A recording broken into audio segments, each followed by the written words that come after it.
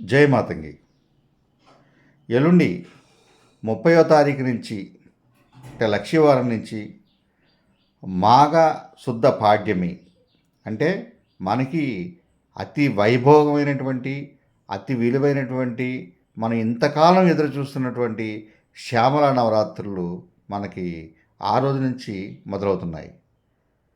మంత్రం తెలిసినా మంత్రం తెలియకపోయినా ఉపాసన ఉన్నా ఉపాసన లేకపోయినా అందరూ ప్రతి ఒక్కళ్ళు సర్వజనులు అమ్మవారిని పూజించవచ్చు.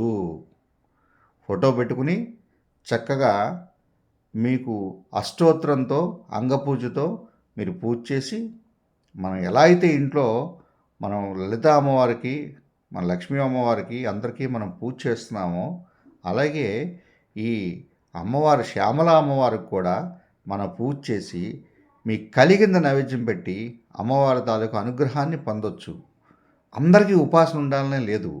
ఉపాసనా పరులు చేసేటువంటి పూజలు వేరే రకంగా ఉంటాయి. అది కలశ స్థాపన పెడతారు, దానికి మహానైవేద్యాలు ఉంటాయి, దానికి ఒక నిర్ణీతమైనటువంటి ఒక పద్ధతి ఉంటుంది. ఆ పద్ధతి ప్రకారంగా చేస్తారు.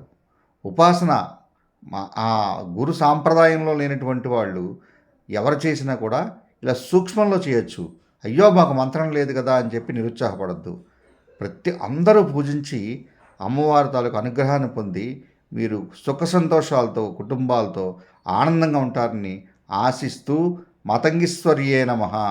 మతంగ కన్యకా మనసా స్మరామి.